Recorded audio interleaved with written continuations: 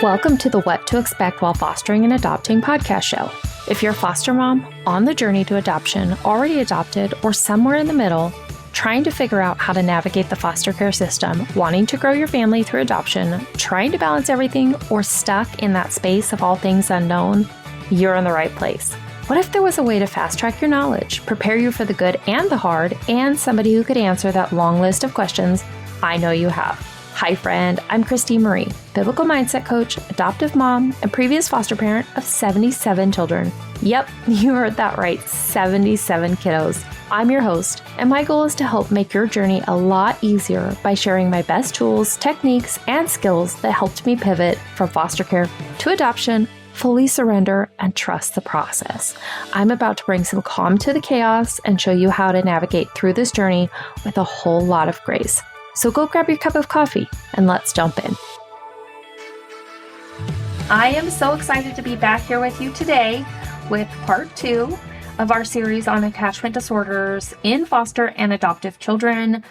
For part 2, we are specifically talking about parenting children with attachment disorders. Yes, I am talking to you. I'm also speaking about a lot of what I went through as a foster parent. As you know, we took in 77 kiddos over the course of 10 years. And when we were in that first training class, my husband and I remember having the conversations with the instructor, and they were sharing that most kiddos, if not all kiddos who come into foster care, have some level of attachment disorders or struggle with attachment because of what they've been through.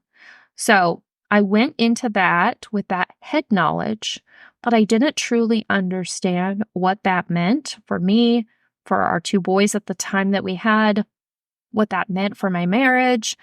And if you have foster kiddos right now, or you're preparing to step into the world of foster care, I hope this episode blesses you, because I truly wish that I could have had this knowledge prior to stepping into it. One thing that is so important is when you are parenting kiddos with attachment disorders is having yourself be as calm, emotionally regulated, consistent, and emotionally supportive at all times.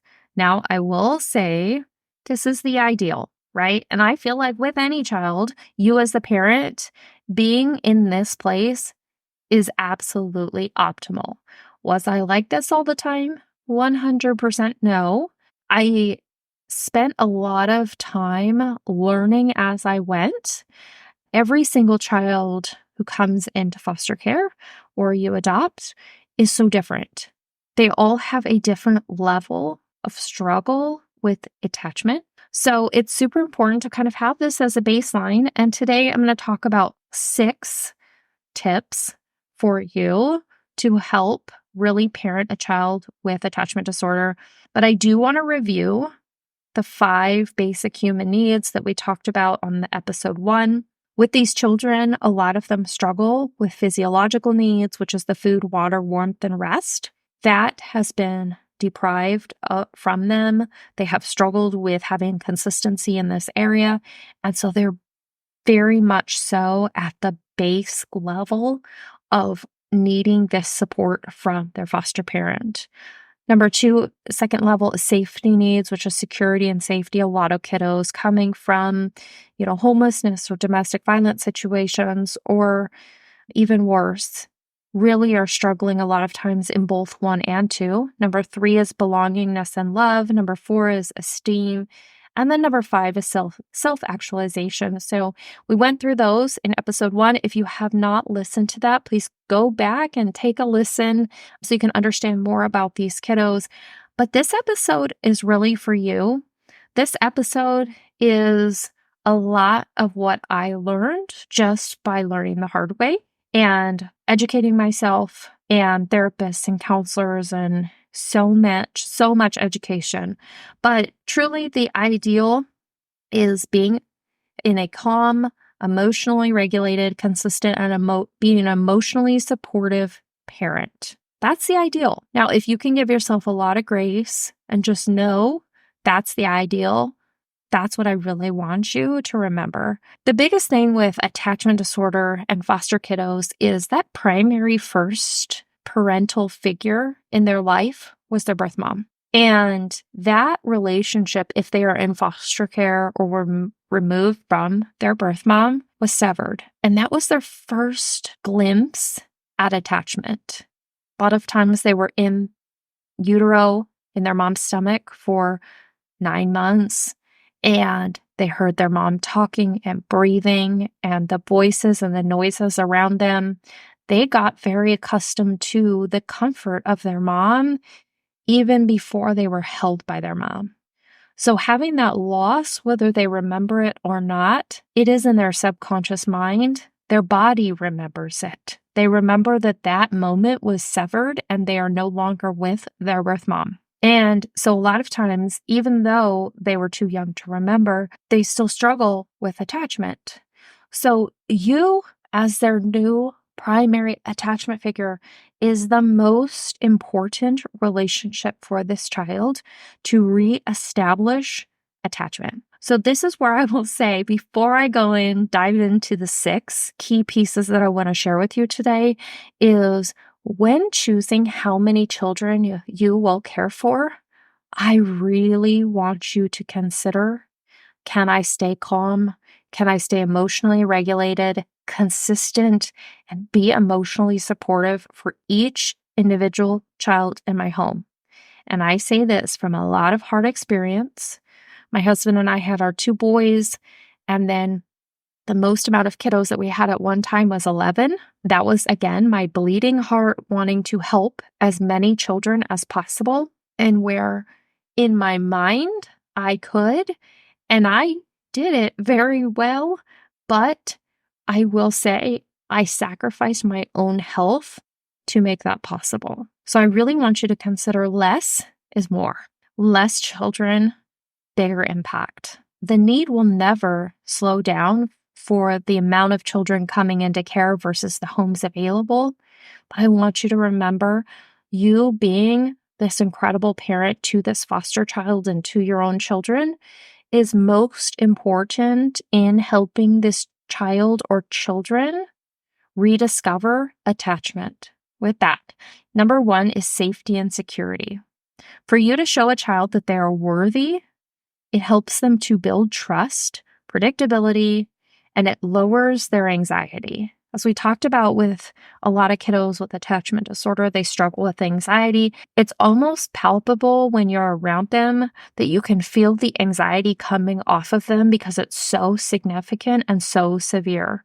You might see it in their body language, that they tense up when you come close to them. When you give them a hug, they freeze. These children a lot of times can be in fight or flight, which, again, can eventually, if you're not caring for yourself, you can end up in the same place of fight or flight because your anxiety can be so significant that it can cause the same thing you're trying to help this child heal from. Safety and security is not only being able to have predictable meals at the same time, to provide a comfort in their bed, for them to have their own space, for them to feel secure because there's a predictability of a bed, the same bedtime every night, the same wake up time. If you are so exhausted because you're running on fumes, you're going to sleep in. You're going to stay up late because you need your own time to yourself versus going to bed at a good time because you're emotionally regulated. And then your children, you're going to get up with your foster kiddos or your kiddos, you're going to get up earlier than them so you can make sure that the day starts off right. Number 2 is comfort and support. This can be really challenging, especially the harder kiddos that you take during good or tough challenges, teaching them coping skills. Literally looking at every single moment as a learning opportunity, whether it's good and you are encouraging them with positive words, or whether it's a really tough challenge and you're still encouraging them with positive words. This helps teach them coping skills. It helps them a lot of times when you are discussing, when you're talking in a calm way to them through a very challenging situation. Maybe they are throwing themselves on the floor and they are screaming at the top of their lungs, and you are staying calm and you're using words like, I understand that you are so upset that you didn't get to eat Cheerios. A lot of times they are just acting out what they're feeling, but they can't even put words to the emotions that they're feeling inside. And for you to be able to give words, give identity to their feelings is significant, because a lot of times they don't even realize what they're feeling. It just feels like a jumbled mess inside. And that is where staying calm, consistent, and supporting them through the good times and the hard times. Finding something that you can do with a child during hard situations that is consistent. A lot of times when kiddos come home from visits with family, that can be a really challenging time. So even an example would be every single time that they come home from a visit, you sit down and you watch a movie with them that they enjoy. Choosing something that's consistent. Maybe it's sitting down and coloring with them when they come home. Maybe it's sitting down and doing a clay molding project with them. Finding something that is in their area of interest and having that be something that you do with them during, and it's pre-planned by you during those challenging times, so that they can see that they can come home to your house and be in a supportive environment. And it also gives them the opportunity to choose to talk about it or not. But either way, you are just there. You're consistent. You are showing them that you are secure. You are their support. You are comfortable. You are showing them that no matter what, you are here to support them. Number 3 is connection. Vocalizing what you see from using descriptive words like I talked about. It's also empathy in action. Maybe they don't understand what empathy is because it was never role modeled for them. It didn't matter if they were good or bad, they still were in a physically abusive relationship in their previous home. So they don't understand if someone's crying, how you would appropriately support them. So empathy in action to validate their experiences, for you to model how you would appropriately respond to them when they or somebody else in the home is struggling, for you to help them feel valued because they are seen and they are heard. A lot of times with attachment disorder, you're going to see a lot of behaviors and you're not going to see a lot of communication. You're going to see a lot of acting out. You're going to see a lot of secretive, inward focused things happening because the only person they can depend on is themselves. So the more present you can be with them, the more time you can spend with them, the less opportunity that they're going to have to secretly sabotage situations. So number 4 is consistent. Consistency reduces stress when these kiddos know what to expect. And you are going to role model self-discipline for them. So that might be putting schedules up at your house for what time we wake up, what time we go to bed, what time is dinner. It might mean that you exercise at the same time every day to model a healthy lifestyle to them, if that's something you want to do. It's to help show them what self-discipline is. It's for you to be your best self so that they can see what that would possibly look like because they haven't had that as a role model for them. Number 5 is encourager. So you are always going to look, and I'm saying this to myself as well, you are always going to look for the very best in them despite their behaviors. You are going to help them feel capable, valued, chosen, that they are not their actions. This was probably the hardest, most challenging piece for me because as a mom, as a foster mom or adoptive mom, I really tied my worth as a mom, my significance as a mom, my abilities as a mom to the behaviors of my children. And I couldn't figure out why they were acting out, why they were cheating, why they were making the bad choices that they did, when I was showing them through my actions what was the right thing to do, when I was loving them endlessly and they were still acting out. I couldn't fix them. I couldn't, and it devastated me.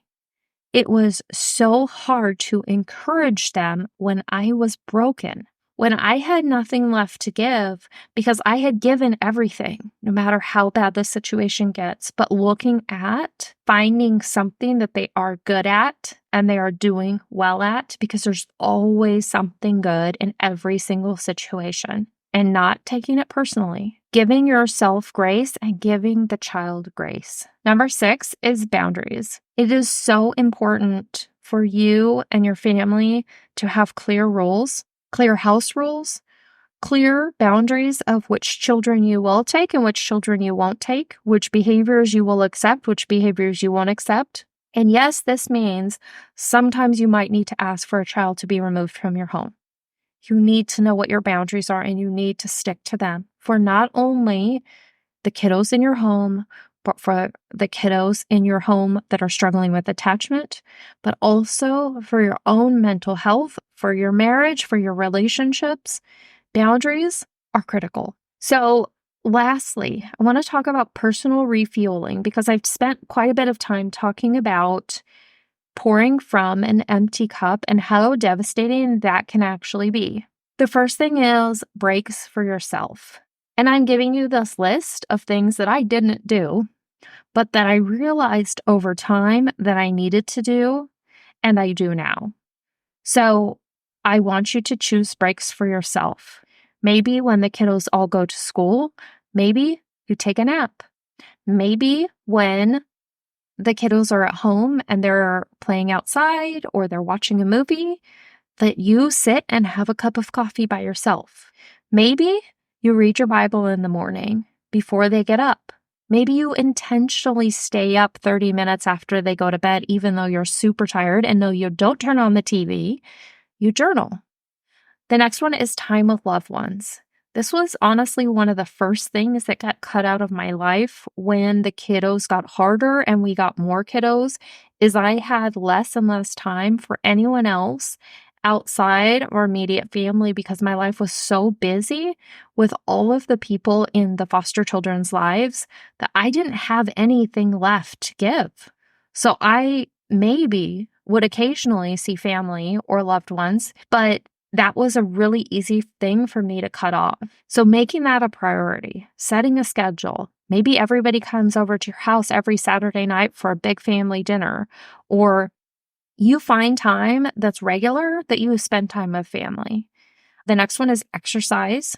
Remember, this is a marathon, not a race. Your endurance matters. I did not exercise when I was a foster parent, but we only get one body. So even if you take 10 minutes a day and you walk around the block, you take your foster kiddos with you, you walk up and down the stairs in your house, you only have the one body.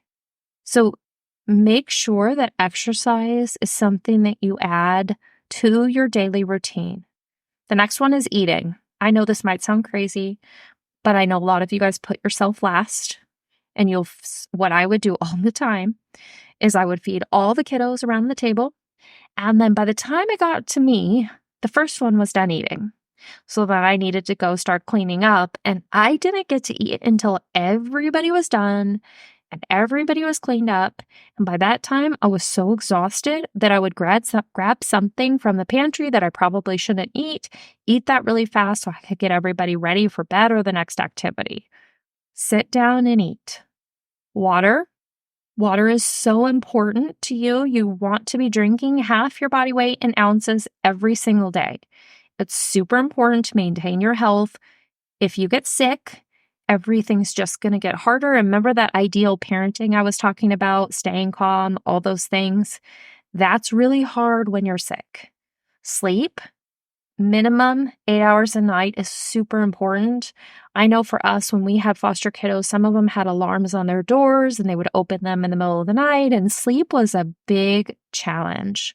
So figuring out whether that means you need a nap in the middle of the day to make up for the missed sleep at night, make sure you get enough sleep because that is when your body is restoring itself so that you can be the best foster mom possible. The next one is hire a babysitter to come over. If you know on these days the kiddos have a visit, it's harder, they don't sleep well, hire a babysitter for a few hours that day so that you can either A, take a nap, take a long shower, take a break, rest, do whatever it is. Maybe that's the time that you do your exercise. Make sure that you are taking care of you. Once we had finished our foster care journey and we were raising both of our boys and our 2 adoptive daughters, you guys, I was struggling big time. And I was drinking, not eating well. My body was in complete disrepair. I was a wreck. And I remember speaking with one of the counselors that we were working with the girls, and she said, "What do you do for fun?" And I said, "What do you mean do for fun?" And she said, "Well, what do you do to refill your cup?" And I sat there and I'm like, "What do you mean refill my cup? What do you mean do for me? Like I didn't do anything for me." And she said, "You know what? You need to find a hobby. You need to do something for you. You need to do something that you enjoy." And I was completely at a loss. And she said, "Because what you're doing is your kids, your family, everything you're doing for everybody else all day long, you are pouring out your cup. And then you can't expect your children who struggle with attachment disorder to refill your cup. That's not fair. It's not fair for you to expect other people who aren't capable of it to refill your cup." She said, "You need a hobby. You need to do something for you so that you can pour it back out the next day with your family." It took me a while to find something, but that was when I originally first got into network marketing because I didn't have any friends, you guys. I didn't have anything that I did for myself. Nothing. That was a really big leap for me. So when you're going into foster parenting, I would encourage you to find a hobby, find something that you love to do, and do it regularly. Make it a non-negotiable that you're not going to count out of your life, that no matter how busy things are going to get, because remember, go back to boundaries, right? You're not going to take more kiddos than you are able or capable of taking. And you are going to be able to still pursue this hobby and do it. The next one is keeping a schedule. This is where it is so critical, not only for you, but developing and helping to restore this attachment with these children.